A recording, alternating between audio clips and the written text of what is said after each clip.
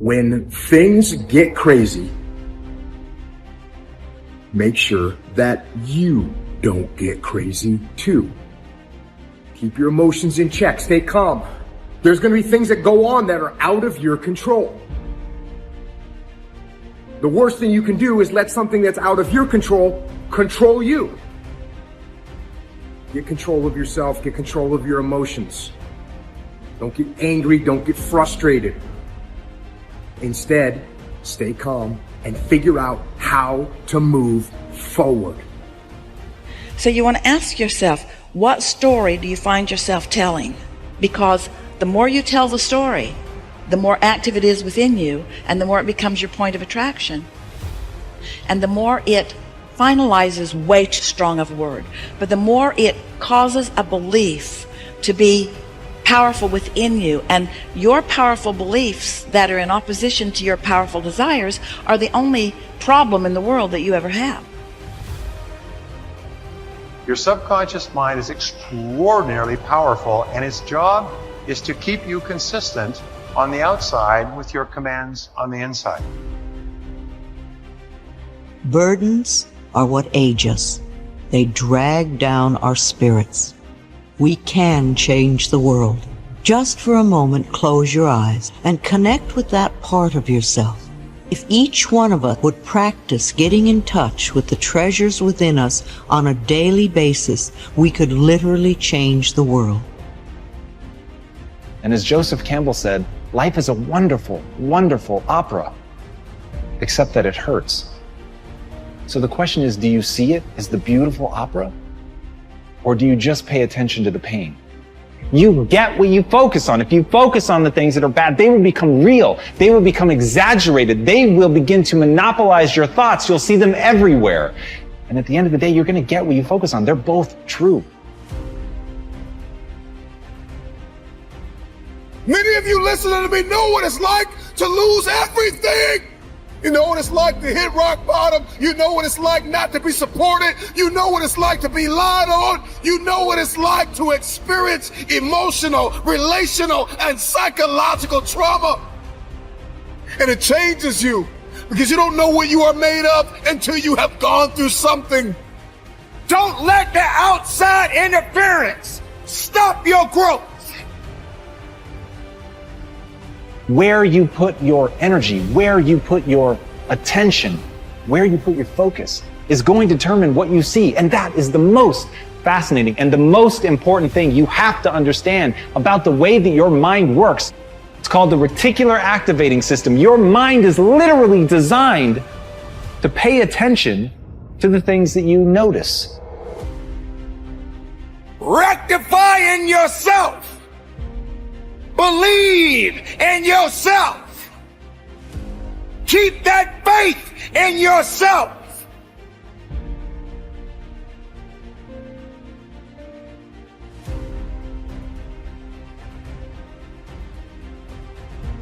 We are all under the law of our own consciousness, our own thoughts, and only we attract specific experiences to us by the way we think. When you change your thinking process, then everything in your life will also change. You will be amazed and delighted to see how people, places, things, and circumstances can change. Blame is just another negative affirmation, and you do not want to waste your precious thoughts on it. Instead, learn to turn your negative affirmations around into positive ones. When you first begin to make the changeover, and really pay attention to your thoughts, you will be horrified to realize how negative much of your thinking has been. So when you catch a negative thought, just think to yourself, this is an old thought, I no longer choose to think that way. Then find a positive thought to substitute for it as quickly as you can. Remember, you want to feel good as much as possible. Thoughts of bitterness, resentment, blame, and guilt make you feel miserable. And that is a habit you really want to release. Another barrier to having positive affirmations work is feeling not good enough, that you don't deserve to have good in your life.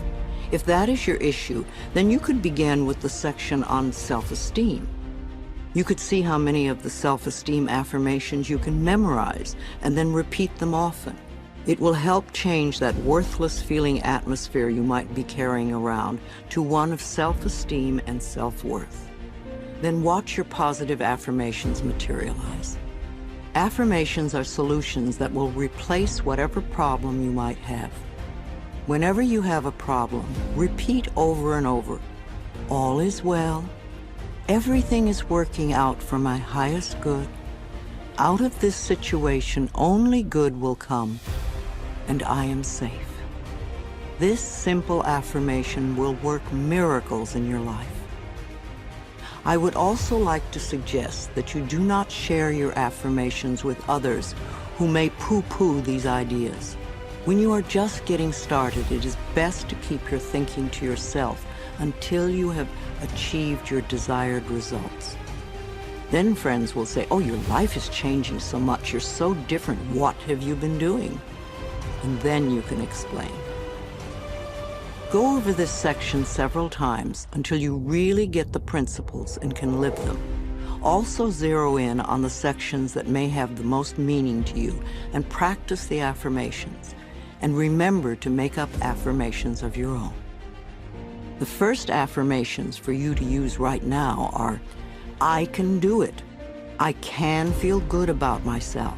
I can make positive changes in my life." And you see, every time you try to go back, you can't do it. You can't do it. And the ingredients that make for a no-limit life are 5, in my opinion. The first is quality rather than appearances. You begin to change your thinking from appearances and how things look and how other people view me, okay? Because every time you find yourself upset in life about anything that anyone else has said, what you're really saying is what you think of me is more important than what I think of me. All right? So you change from appearances to what I call quality thinking. Quality. What is the quality of my life rather than how does it appear to others? Now, do you tell yourself that because my friends don't like me, that means there's something wrong with me? No, that's what you have to learn. That another person's opinion is just that. It's their opinion, and that's all it is. Every time you are upset, or your children are upset, because of what somebody else says about them, including their peers, what you are really saying in that moment, and this is really important, what you're saying is, what you think of me is more important than what I think of myself. And you must never give anybody that kind of power and control over you, because they will always have it. The funny part about approval, for those of you who really want it, now I'm here to tell you that I like approval. I enjoy it. I find it one of the most exciting things in the world. I like it when people read my books. I love it when people applaud. I like it when people tell me nice things and all. I like approval. I'm the first one to admit it. What I don't do is I don't need approval. There's a big difference between wanting approval and needing approval. When you need approval, it means you become immobilized when you don't get it, from making other people's opinions more important. Now, for those of you who say, "Yeah, but I want approval and I need it, and if I don't get it," and so on, understand this. The people who get the most approval in life are the ones who care the least about it. And the ones who get the least approval are the ones who are always going after it. So if you want approval in this paradoxical way that I'm talking about it, stop needing it. Stop concerning yourself. Ask yourself, who gets the most approval in life? Think of the person that gets the most approval, and you'll see that that person couldn't care less what other people are thinking.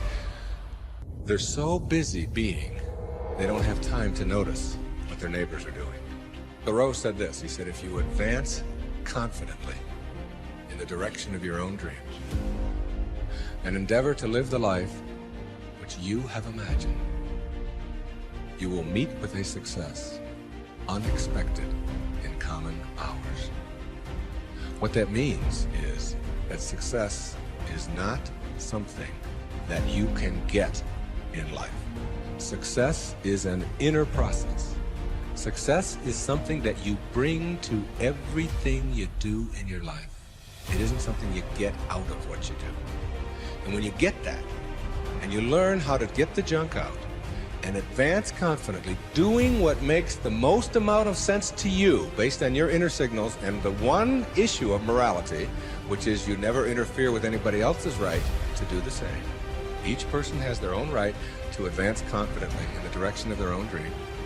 And when you violate that, you're violating the principle of the universe, the essence of the universe, which is cooperation and harmony.